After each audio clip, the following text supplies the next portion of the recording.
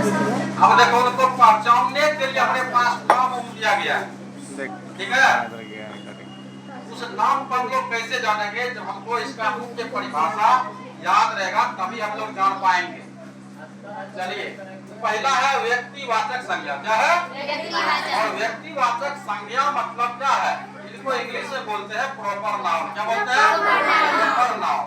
अब व्यक्ति, जाति, भाव, समूह और द्रव्य क्या है, क्यों बांटा गया है? संज्ञा जो है, अगर हम लोग बोलते हैं किसी व्यक्ति, वस्तु, स्थान या जानवर के नाम को ही कहा जाता है क्या? संज्ञा कहा जाता है। लेकिन सभी को पहचानने के लिए नाम दिया गया है, ठीक है। जैसे हम लोग घर में 5 भाई बहन है, हमारा माता पिता क्या करता है? सभी का नाम अलग अलग दिया है कि एक ही नाम दे दिया है? अलग अलग दिया है। उसी तरह हम लोग यहाँ पर भी जानेंगे। तो व्यक्तिवाचक मतलब क्या होती है? संज्ञा से किसी नाम, व्यक्ति, वस्तु या स्थान का बोध होता है, उसे क्या कहते हैं? व्यक्तिवाचक संज्ञा कहते हैं। आप बोलेंगे ताजमहल, क्या बोलेंगे? ताजमहल।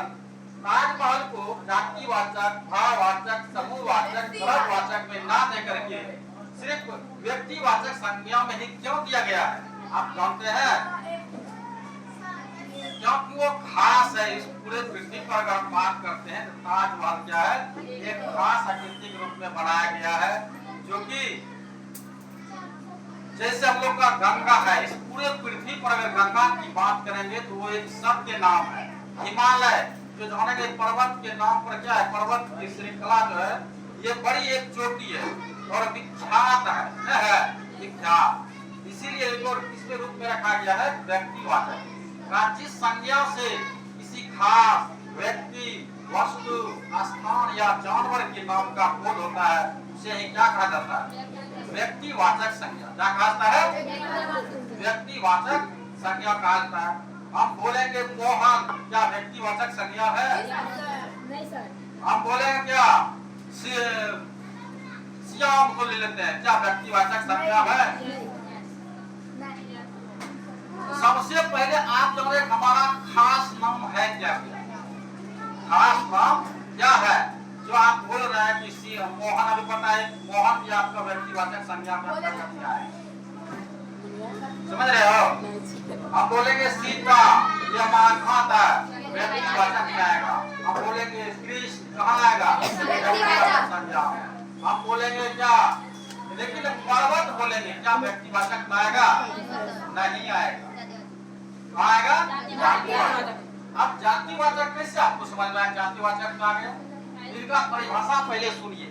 व्यक्तिवाचक में परिभाषा क्या बोले कि जिस संज्ञा से किसी खास व्यक्ति, वस्तु, स्थान या जानवर के नाम का बोध होता है उसे क्या कहते हैं? व्यक्तिवाचक संज्ञा। जैसे में भी आपको हम यहाँ पर बोले थे कि जैसे यहाँ पर क्या होगा? जैसे हम लोग लिखेंगे तो राम आ जाएगा, सीता आएगा, फिर क्या आएगा? कृष्ण का भी नाम आएगा।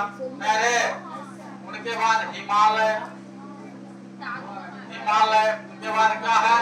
तो ताजमहल भी हम लोग जानते हैं, ताजमहल। गंगा भी आ जाएगा। ये सारा नाम किसमें हम लोग का है? व्यक्तिवाचक। इसमें है व्यक्तिवाचक। अब हम लोग जानते हैं जातिवाचक संज्ञा। अच्छा, जाति क्या है? जाति, इस पृथ्वी पर जाति भी है ना? जाति आप लोग सुने होंगे, क्या क्या सुने हैं? जानवर का अलग जाति होता है, मनुष्य का अलग जाति है, औरत का अलग है, लड़की का अलग है, गाय का अलग है, बैल का अलग है, पक्षी का अलग है, सुना है ना? लेकिन वैसे देखेंगे तो दो ही है, एक स्त्रीलिंग, एक पुल्लिंग, एक होता है उभयलिंग। लेकिन यहाँ पर देखो, अगर हम जाति की बात करते हैं, कहता है जिस संज्ञा से किसी जाति के संपूर्ण पदार्थ का बोध हो। मतलब अगर किसी एक का नाम लेंगे ना, इस पृथ्वी पर जितना भी उस कास्ट का जाति होगा उसमें सब आना चाहिए। समझ रहे हो? जैसे हम बोलेंगे यादव। अब यादव अगर बोलते हैं इस पूरे ब्रह्मांड में, मतलब पूरे संसार में जितना यादव कास्ट है सारा हो गया यादव। क्या हो गया? हम बोलेंगे लड़की, क्या बोलेंगे? लड़की। क्या इस पृथ्वी पर जितना भी लड़की है उसको लड़की ना कहा दूसरा कहा जाएगा? नहीं कहा जाएगा। बोलेंगे लड़का, क्या लड़का कौन सा होगा? जातिवाचक। मतलब इस संसार में जितना भी लड़का है पूरा हमको बोध करवा रहा है।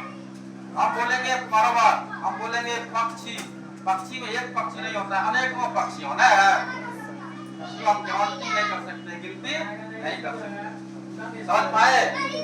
तो बोलेंगे जैसे यहाँ पर जातिवाचक है, जिस संज्ञा से किसी जाति के संपूर्ण पदार्थों का बोध होता है उसे क्या कहते हैं? जातिवाचक संज्ञा। क्या कहते हैं?